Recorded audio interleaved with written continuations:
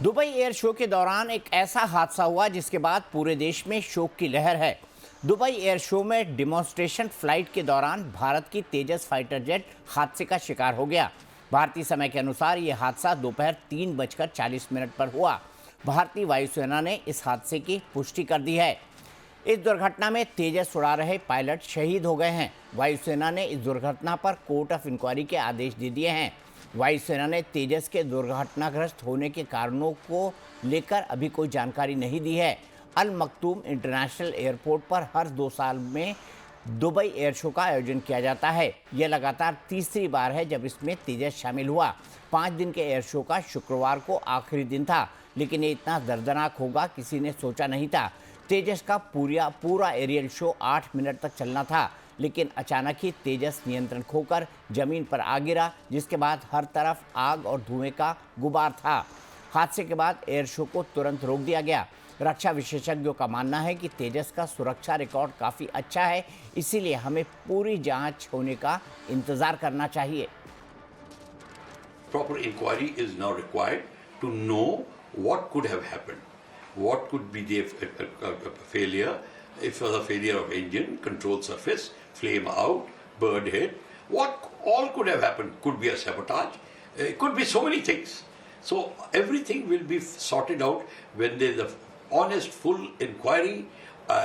Aircraft Accident Investigation Board will submit their report after doing a thorough inquiry, and it will be submitted to air headquarters. It will be looked into by experts, and then a proper result will be declared, and proper steps would be suggested and taken. So that is the aim of the inquiry, which will be done. We hope so. लगभग 1 दशक के operation में तेजस का सुरक्षा record अब तक शानदार रहा है। दुबई एयर शो में हादसे का शिकार होने से पहले 12 मार्च 2024 को राजस्थान में भी तेजस विमान क्रैश हुआ था, लेकिन उस समय पायलट सुरक्षित निकलने में कामयाब रहा था, यानी इजेक्ट हो गया था। हादसे के बाद वायुसेना ने कहा है कि दुबई एयर शो में एक हवाई जहाज प्रदर्शन के दौरान आईएएफ का तेजस विमान दुर्घटनाग्रस्त हो गया। इस हादसे में पायलट की मौत हो गई है, जो बेहद दुखद है। इस क्षति पर वायुसेना गहरा शोक व्यक्त करती है और कठिन समय में पायलट के परिवार के साथ खड़ी है। वायुसेना ने हादसों के कारणों की जांच के लिए कोर्ट ऑफ इंक्वायरी का गठन करने का फैसला किया है। देखिए, बहुत ही दुखद बात होती है जब भी कोई दुर्घटना घटती है और ये क्रैश होता है। तो हमारे दर्शक अभी देख रहे हैं, अभी पूछ रहे हैं कि भाई क्या इसमें what could have gone wrong, क्या गड़बड़ हो सकती थी होगी इसमें। और अभी हम स्पेकुलेट करेंगे क्या गड़बड़ हो सकती थी कि भाई कुछ भी हो सकता है। तो ये इंक्वायरी बैठेगी, इसके ऊपर इंक्वायरी बैठने के बाद मालूम पड़ेगा। जी, बड़े बड़े जहाज का भी क्रैश हुआ है, ये तो ऐसा कुछ तो है नहीं कि भाई ये जहाज ऐसा है इसने मिग 21 बाइसन को रिप्लेस करा है। तेजस 2015 के बाद से ये इंडक्ट हुआ था एयरफोर्स में। तो बड़े बड़े जहाज भी क्रैश हुए हैं बड़े, इसमें तो कोई शक की बात नहीं है कि भाई ये ऐसा हादसा कहीं पे भी से हो सकता है। तो ये इसको दर्शक अभी देखें तो तसल्ली से अभी सब्र करें, इसकी इनपुट्स मिलेंगी। मगर जब भी जहाज कोई क्रैश होता है तो ये दुख की बात होती है। तस्वीरों को देखकर अंदाजा लगाया जा रहा है कि पायलट ने विमान को काबू करने की आखिरी समय तक कोशिश की और विमान को भीड़ से दूर ले गया। एक्सपर्ट्स का मानना है कि इस मामले पर अभी कुछ भी कहना जल्दबाजी होगी।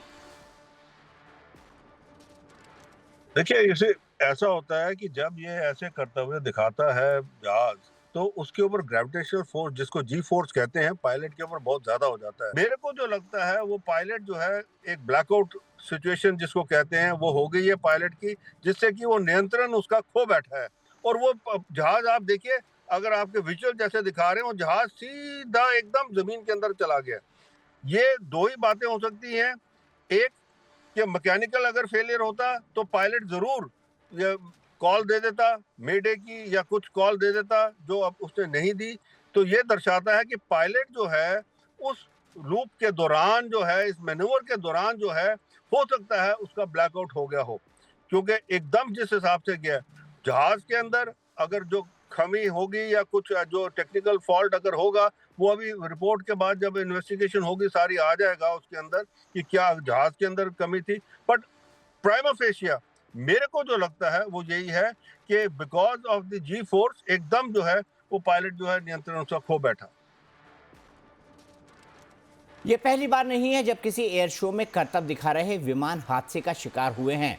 जानकारों के अनुसार ऐसे हादसों में निगेटिव ग्रेविटेशनल फोर्स एक बड़ा कारण है। कई बार पायलट इससे रिकवर नहीं कर पाते, जिसके चलते विमान नियंत्रण खो बैठते हैं।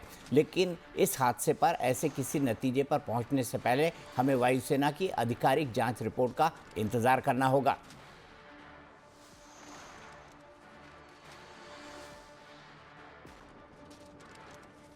इसी पर बात करने के लिए मेरे साथ दो खास मेहमान जुड़ गए हैं। मेरे साथ retired group captain UK Devnath साहब हैं, जो कि जाने माने डिफेंस एक्सपर्ट हैं, और मेरे साथ retired wing commander Geetanjali Singh हैं, जो कि एक जानी मानी डिफेंस एक्सपर्ट है। गीतांजलि, मैं सबसे पहले आपसे जानना चाहूंगा, क्या दिखाई देता है प्राइमा फेसी? क्योंकि आप लोगों को तो अनुभव होता है, आपकी जिंदगी कॉकपिट के साथ गुजरती है, विमानों के साथ आप एक तरह से अपनी जिंदगी बिता देते हैं, तो क्या दिखाई पड़ता है प्राइमा फेसी? जी दीपक जी, पहले तो मैं बोलना चाहूंगी कि बहुत ही दुर्घटना बेसिकली ये जो दुर्घटना हुई है, ये बहुत ही एक अनफॉर्चुनेट इंसिडेंट है जो हमें दिख रहा है। और जो विजुअल्स अभी दिख रहे हैं उसके हिसाब से एयरक्राफ्ट जो है एक मनूवर कर रहा है, जो कि उसका एक सबसे ज्यादा स्टैंडर्डाइज्ड, मैं कहूंगी हर जगह पे जब भी किसी भी एयर शो में तेजस परफॉर्म करता है, तो ये एक ऐसा सिग्नेचर मूव है तेजस का, जिसके लिए सारा का सारा ऑडियंस, किसी भी एयर शो में, आप दुबई कह लीजिए या इंडिया के अपने यलंका में एयर शो होता है बायनियल, वहां पे भी हर एयर शो में इसके लिए ऑडियंस वेट करती है। जो एविएशन एंथुजियास्ट हैं वो इस सिग्नेचर मूव का बेसब्री से इंतजार करते हैं। तो ये सेम मनूवर को परफॉर्म किया जा रहा था, एंड इसमें जो दिख रहा है कि परफॉर्म करते करते मनूवर को बीच में एयरक्राफ्ट का there is a loss of control, machine का माल फंक्शन है या उसका एक्चुअल कॉज क्या है, वो अभी के लिए कहना बहुत ही मुश्किल है, और बहुत ही जल्दबाजी मैं कहूंगी कि होगी अगर हम किसी भी एक कॉज को बोलते हैं, क्योंकि कोई भी एक इंसिडेंट वैसे भी एक सीरीज ऑफ कॉजेज और रीजंस के साथ होता है। एक स्विस चीज मॉडल है जो अलाइंग होता है, तभी कोई ना कोई एक इंसिडेंट होता है। तो जितना भी ये जो दिख रहा है विजुअल्स, उसके हिसाब से एक जो जहाज है उसके बाद एक नोज डाइव पोजीशन में आता है, एंड फिर से जैसे ही ऑल्टीट्यूड लॉस है उसके विंग्स फिर से लेवल होते हैं, it is just near to the surface, लेकिन हाँ the margin is not available, और उसके बाद रीगेन करना हाइट मुश्किल है। तो वही दिख रहा है अभी के विजुअल्स में, एंड उसके बाद there is a definite loss of the machine and the pilot also, जो कि हमें अपनी स्क्रीन पे भी दिख रहा है, and big flame is seen. So इसके हिसाब से अभी के लिए मुझे लगता है कि हमें वेट करना चाहिए कोर्ट ऑफ इंक्वायरी का, उससे पहले कि हम अनुमान लगाएं कि किस चीज की वजह से, मशीन की वजह से या पायलट एक्शंस की वजह से या किसी भी और उसकी वजह से, वो सारा डिटेल्स कोर्ट ऑफ इंक्वायरी या प्रिलिमिनरी इन्वेस्टिगेशन रिपोर्ट से हमें थोड़ा ज्यादा क्लियर होगा। ठीक है, हम कोर्ट ऑफ इंक्वायरी का इंतजार तो करेंगे, बट यूके देवनाथ साहब, ये क्या होता है ग्रेविटेशनल फोर्स? आप एक हमारे आम दर्शक को किस तरह से समझाना चाहेंगे, और क्यों कर जाता है ये पायलट ब्लैकआउट पायलट? अगर पायलट ब्लैकआउट कर जाएगा तो विमान कैसे चलाएगा? ये चीज क्या होती है, ये सिचुएशन क्या होती है, इसको क्या आप एक्सप्लेन कर पाएंगे हमारे दर्शकों के लिए?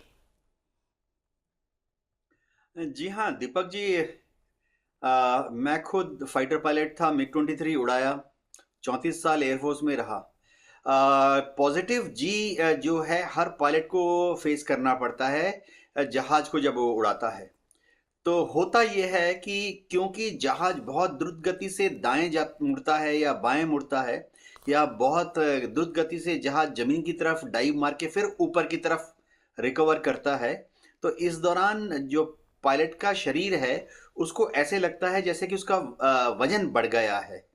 तो जैसे अगर समझिए मैं हूँ एक फाइटर विमान उड़ा रहा हूँ और एक डाइव में हूँ, और डाइव में समझिए मैंने फ्रंट गन फायर किया या रॉकेट फायर किया या बॉम्ब डिलीवर किया, और फिर मैं डाइव से निकल के बाहर आ रहा हूँ, तो जो पायलट है उसके शरीर पर 5G प्लस 6G प्लस ऐसा एक फोर्स आ जाता है। तो जैसे मैं बताता हूँ, 1G का मतलब है जैसे मेरा सिर समझिए, मेरे सिर का वजन है 10 किलो, जब मैं अगर 5G से पुल आउट करता हूं डाइव में तो मेरे सिर का वजन 50 किलो हो जाएगा। अब जैसे मेरे बॉडी का वजन, समझिए मेरे बॉडी का वजन 60 किलो है, तो अगर मैं 5G से पुल आउट करता हूं तो कुछ समय के लिए, 1 सेकेंड या 2 सेकेंड के लिए मेरे बॉडी का वजन 200 किलो 300 किलो तक ऐसा लगेगा मेरे बॉडी के ऊपर प्रेशर है। अब होता क्या है, जैसे हमारा हड्डी तंत्र है, स्केलेटन है, वो तो दृढ़ रहता है, जो मसल्स हैं वो भी हड्डी पर चिपकी हैं तो दृढ़ रहती हैं, लेकिन जो हमारा शरीर में जो रक्त संचालन हो रहा है, खून, ब्लड, वो तो लिक्विड है, द्रव है, पिघला हुआ है, पानी जैसा है हमारा खून। तो जब नीचे की तरफ एक फोर्स आता है तो सिर से जो ब्लड है वो शरीर में आ जाता है, शरीर से ब्लड जो है वो स्टमक से होते हुए पैरों तक चला जाता है।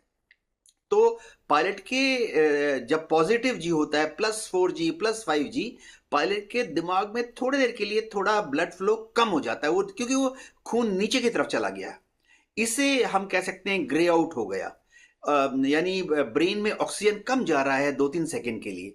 और कभी कभी क्या होता है, जैसे जी मैनोवर इतना ज्यादा है कि +7G हो गया, +6G हो गया, और थोड़ा लंबे समय के लिए पायलट को ऐसा लगेगा 4 सेकेंड 5 सेकेंड 7 सेकेंड के लिए जब वो मैनोवर कर रहा है, पूरा ब्लड ड्रेन आउट हो जाता है उसके ब्रेन से।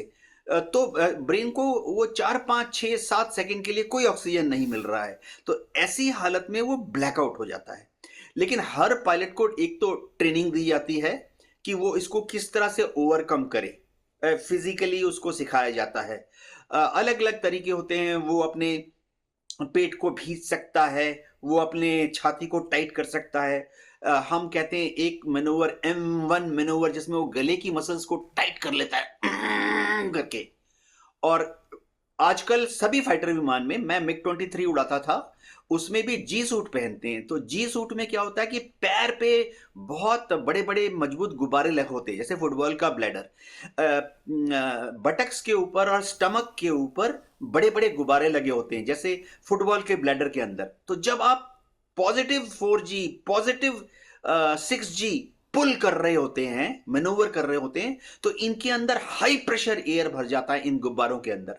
तो होता क्या, आपके पैर के जो काफ मसल्स हैं वो दबा दिए जाते हैं, जो थाई मसल्स हैं उनको भी ये गुब्बारे दबा देते हैं, स्टमक के मसल्स और बटक के मसल्स को भी ये गुब्बारे दबा देते हैं, ताकि खून जो है वो अपर बॉडी से लोअर बॉडी में ना जाए। तो पायलट जो है कुछ ट्रेनिंग के बाद 5G 6G और तो और एक्चुअल कॉम्बैट के टाइम में 7G तक आसानी से टॉलरेट कर लेते हैं। जी, आपने कहा आसानी से टॉलरेट कर सकते हैं, यहाँ क्या होगा ये समझना बड़ा महत्वपूर्ण होगा आने वाली चीज़ों को समझने के लिए। सर ने बहुत अच्छी तरह समझाया, ग्रुप कैप्टन साहब ने, कि कैसे ये 5G 6G या 7G यहाँ तक का जो ग्रेविटेशनल फोर्स होता है उसका सामना पायलट को करना पड़ता है, और दिमाग के अंदर से खून सोख हो जाता है या खिंच जाता है, ये हम कहें, जिसके चलते वो कुछ सेकंड्स के लिए ब्लैकआउट हो जाता है। पर कुछ ट्रेनिंग के साथ पायलट इन चीज़ों को कर पाते हैं। तो क्या यहाँ पर उस मामले में किसी तरह की कोई एरर थी, ह्यूमन एरर थी या टेक्निकल एरर थी, इसको हम समझने की कोशिश करेंगे। लेकिन आपको पता है गीतांजलि जी, ये जो तेजस है ये भारत में बनाया हुआ एक हल्का लड़ाकू विमान है। कई सारे देश इसको खरीदना चाह रहे हैं, कई सारे देशों से इसके लेकर निगोशिएशंस भी चल रहे हैं। ये जो हादसा होगा ये क्या इसके परफॉर्मेंस पर किसी तरह का प्रभाव या संकट या फिर क्वेश्चन मार्क खड़ा करेगा? क्या कहेंगे इसके बारे में आप? देखिए, मैं कहूँगी कि एक सेटबैक ज़रूर होता है, कोई भी इंसिडेंट जब होता है तो मशीन की परफॉर्मेंस के लिए, क्रेडिबिलिटी के लिए ज़रूर एक क्वेश्चन मार्क ज़रूर रेज करता है, और हर कोई ये जानना चाहता है कि किस वजह से, एक्चुअल कॉज क्या है, उसमें क्वालिटी का इशू है या किसी सिस्टमैटिक इशू है या ह्यूमन एरर है, एग्जैक्ट कॉज क्या है। तो जो रूट कॉज है, जब भी एक एनालिसिस होता है वो उससे सामने आता है, उससे आप मशीन की, सिस्टम की परफॉर्मेंस, और उस पर जरूर एक क्वेश्चन या क्रेडिबिलिटी पे एक सवाल खड़ा होता है।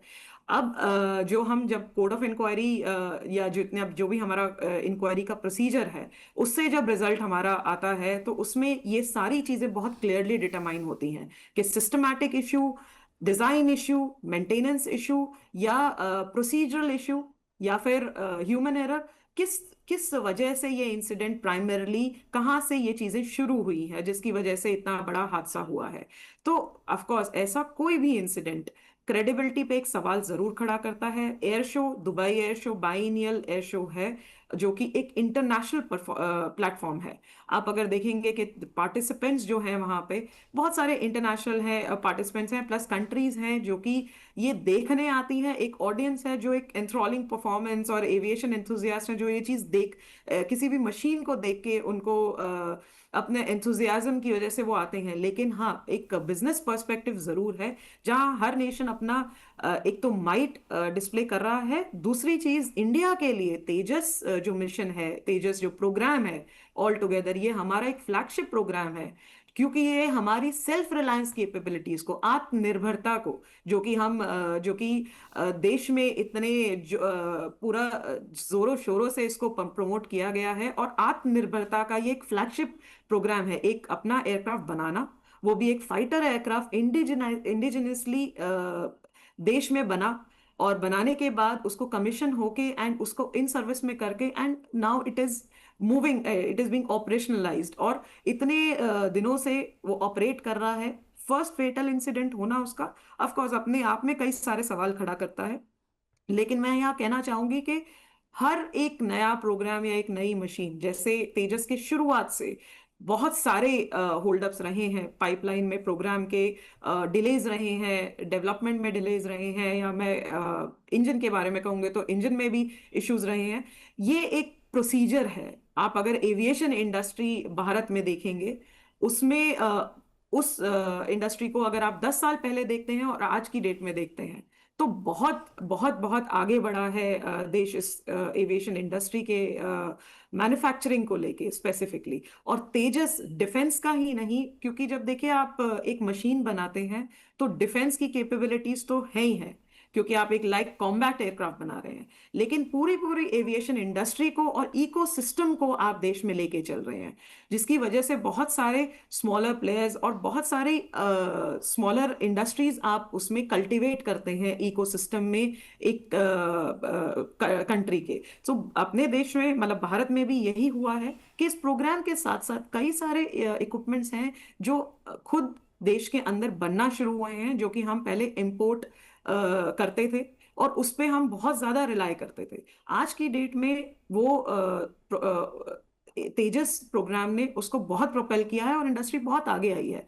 ये एक इंसिडेंट क्वेश्चंस और सवाल जरूर खड़ा करेगा, लेकिन जैसे जैसे कोर्ट ऑफ इंक्वायरी और क्लैरिटी आएगी, उसके बेसिस पे आई थिंक वो क्रेडिबिलिटी तेजस और पूरी एविएशन इंडस्ट्री को भारत की, वो वापस एक झटका जरूर मिलेगा, लेकिन वो वापस ऑन ट्रैक और जरूर आएगी एंड उससे आगे भी बढ़ेगी।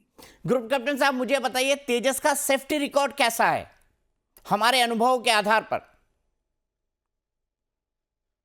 दीपक जी, बेहतरीन एयरक्राफ्ट है। 2001 में इसकी फर्स्ट फ्लाइट हुई थी, और आप समझिए पहला जो एक्सीडेंट हुआ वो 2 साल पहले हुआ, 2023 में। तो 23 साल तक तेजस जो है उसका प्रोटोटाइप इंडिया में फ्लाई करता रहा, सेफली फ्लाई करता रहा। अभी भी आप देख दीजिए कि करीबन 1.5 साल 2 साल हो गए लास्ट एक्सीडेंट से। दीपक जी, जैसे अभी तक विंग कमांडर गीतांजलि सिंह भी बता रही थी, दुनिया भर के जितने फाइटर एयरक्राफ्ट हैं, दूसरे एयरक्राफ्ट भी डेवलपमेंट फेज के टाइम में एक्सीडेंट होना काफ़ी कॉमन है।